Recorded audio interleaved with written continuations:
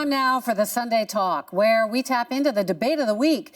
This week, in the wake of reports that celebrated Canadian author Joseph Boyden may not be Indigenous after all, we ask a broader question. When is support not welcome? APTN created a storm when it reported it can't find any proof of his claims of Indigenous blood. Questions about identity have arisen from a kind of scandal that we've seen before. Are you African American? I don't understand. Rachel Dolezal resigned as president of a branch of the NAACP after she was outed for lying about being black. I spent a good many years trying to gain public recognition and sympathy for those lesser brethren.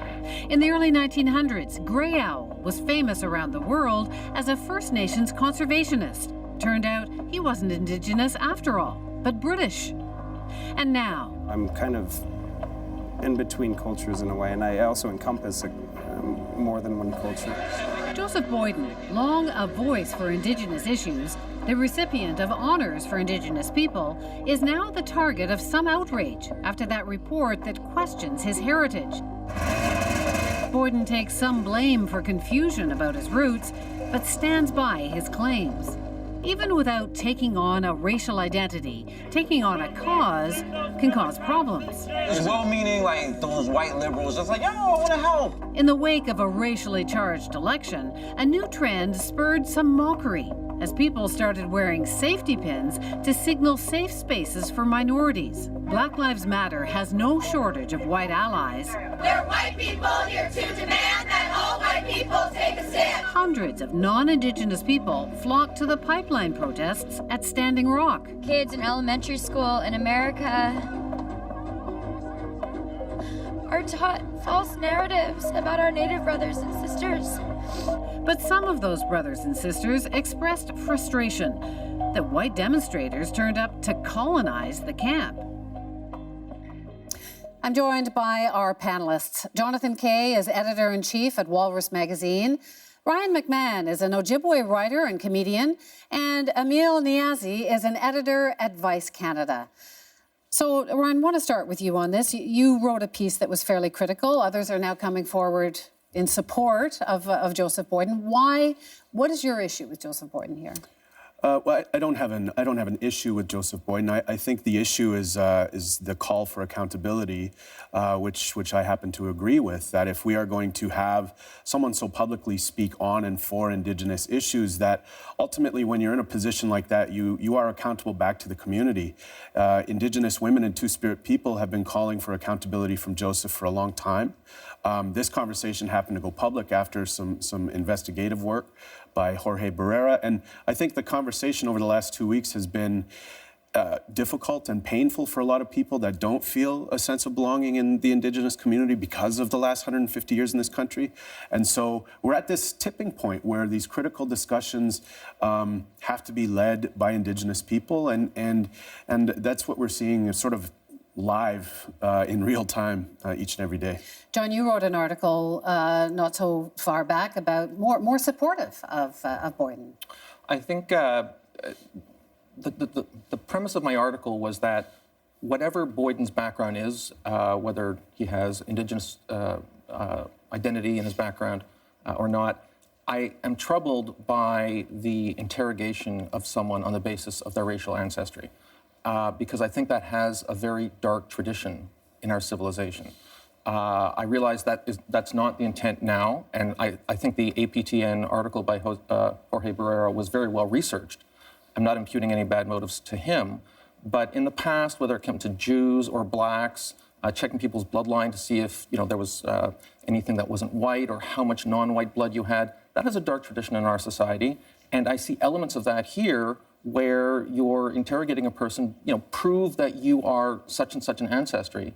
Again, even if it's motivated by good intentions or good journalistic investigative intentions, it still strikes a bad chord with me because, where does that lead? It leads but isn't there a problem? I mean, you're suggesting that you think he may have lied. I mean, is that you don't have any? I don't know if he lied or not, but the tenor of the interrogation of him, it does lead to a sort of DNA test mentality about who can speak for a given community. Well, you know, it's his inconsistencies that have led us to this place, and DNA, status, non-status, on, off reserve, all of that is out of the question. And in fact, most of the leading writing, or I'll say all of the leading writing on this issue so far has been more about who claims you and what gives you the right to speak for us. And it goes back to relationships and accountability. And in Indigenous communities, we live and die by those things. Just to be very specific, the APTN article in question was precisely about his genetic makeup and his ancestors. So it's true the conversation may be about that now,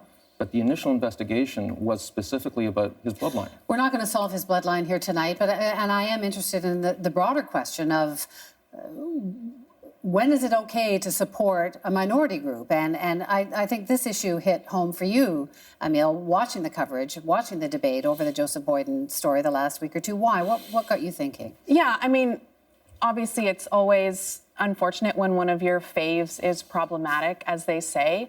But it resonated, I think, for a lot of people, myself included, because there are so few platforms and opportunities for Indigenous people, for women, for people of color, that when you realize that one of those key platforms is being taken up by a white man, allegedly, it just sort of reinforces the stereotype that our voices are marginalized and we aren't heard from. So for me, it was really about the fact that yet another space was being occupied by someone who didn't have the right to that space.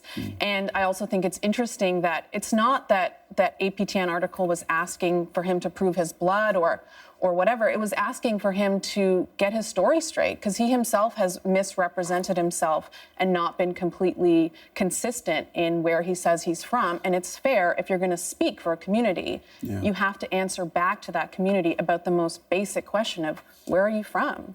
And the opportunity we have in 2017 is so exciting, to have this political discussion that we're having, welcomed by this Liberal government, to have the opportunity to talk about a better next 150 years.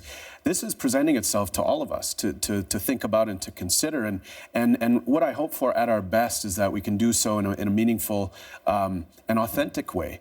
And these grassroots voices that have been working on the issues that he speaks about publicly all the time, and in some cases paid to do so.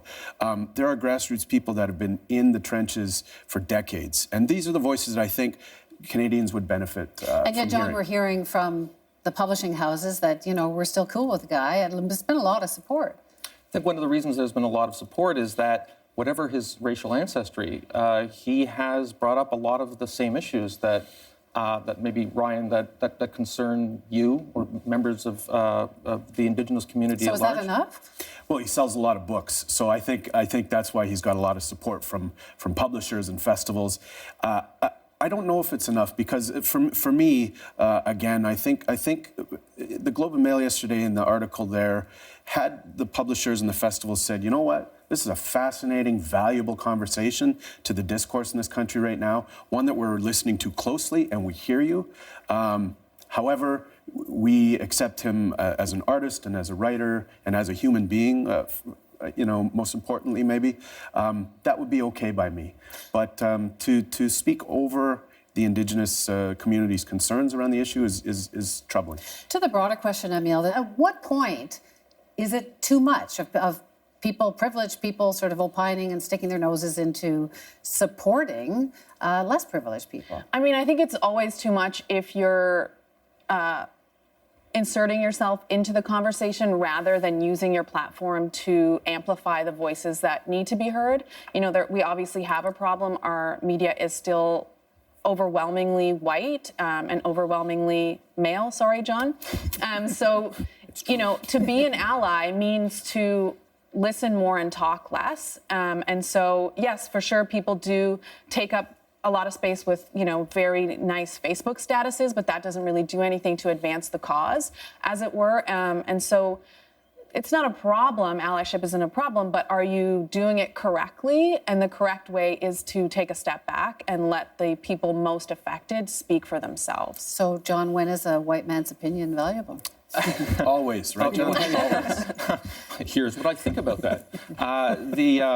There is a sort of zero-sum mentality at work I sometimes hear, where the idea is, well, Joseph Boyden wrote this series of novels, but if he hadn't written them, that space would have been taken up by somebody who had a more authentic voice. Or columns, if this white guy hadn't written this column, well, maybe that column space could be used for somebody from a different community. That's not really the way readers react to these things. Joseph Boyden got a following because he was a great writer.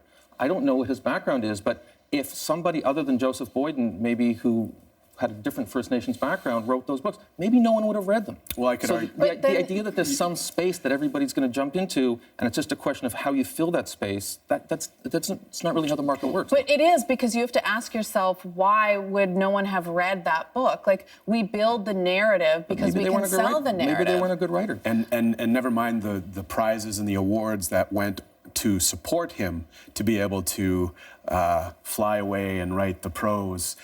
He's taking space, and he got the privilege of having this type of support as an Indigenous voice on, I believe, a false premise. And so I don't know if your argument can holds weight in this instance, just because there are brilliant writers in Canada that lose space every time we prop up the one guy that we choose as our it boy. There are amazing voices in Canada that we can make space for. It's interesting. Robbie Robertson, famous Indigenous Canadian, told me that his mom said when he was a kid, "Don't tell anyone that you're Native, because it won't do you." So things are changing. Things are changing, and that's amazing. And I think part of reconciliation in 2017 has to be people reclaiming their identities proudly and celebrating them. And that's why I think there's such a discord here, because perhaps his identity was built on a lie, and that's really upsetting, because, as Ryan said, he did take up space.